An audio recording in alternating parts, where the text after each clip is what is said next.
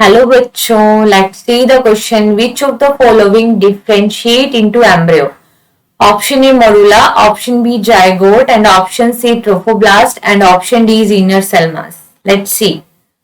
Human के अंदर क्या होता है, जैसे ही फर्टिलाइजेशन हुआ डिप्लॉइड सेल बन जाएगी, दैट इज जाइगोट. अब इस जाइगोट के अंदर क्लीवेज चलेंगे, डिवीजन चलेंगे और ज्यादा मतलब मैनी सेल्स फॉर्म होती जाएंगी, जैसे 2, 4, 8, 16, 32 and many more cells, and these cells are called blastomere.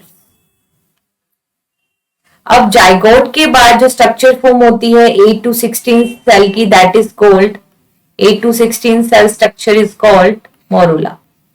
अब इस मोरूला के अंदर फर्दर डिवीजन होगा और मोरूला से क्या बन जाएगा, ब्लास्टूला. अब ह्यूमन के अंदर जो ब्लास्टूला होता है that is called blastocyst. Human के अंदर जो मोरूला है जो ब्लास्टूला है उसको हम क्या कहते हैं, ब्लास्टोसिस्ट.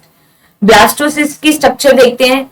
इसमें जो ये ब्लास्टोमियर सेल्स है जो पेरिफेरी पे अरेंज हो जाती है, आउटर साइड, ठीक है, जो आउटर साइड जो सेल्स होती हैं ब्लास्टोमियर, उनको हम कहते हैं ट्रोफोब्लास्ट सेल्स.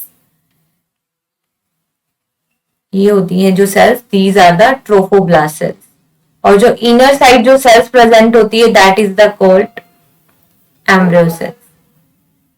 इन सेल्स को कहते हैं इनर सेल मास. ये सेल्स है इनर सेल मास.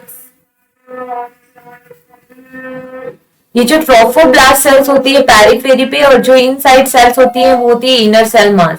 ये जो ट्रोफोब्लास्ट सेल्स है वो फर्दर क्या करती है, एम्बेड करती है स्ट्रक्चर को यूट्रस के अंदर, जिसे कहते हैं इम्प्लांटेशन. और ये इनर सेल मास है, ये फर्दर डिफरेंशिएट हो जाता है और क्या बनाएगा, embryo. Inner cell mass further differentiate and will form embryo. तो हमसे क्वेश्चन में यही पूछा है ना कि कौन से स्ट्रक्चर डिफरेंशिएट होती है एम्ब्रियो में. So correct answer is option D. Best of luck.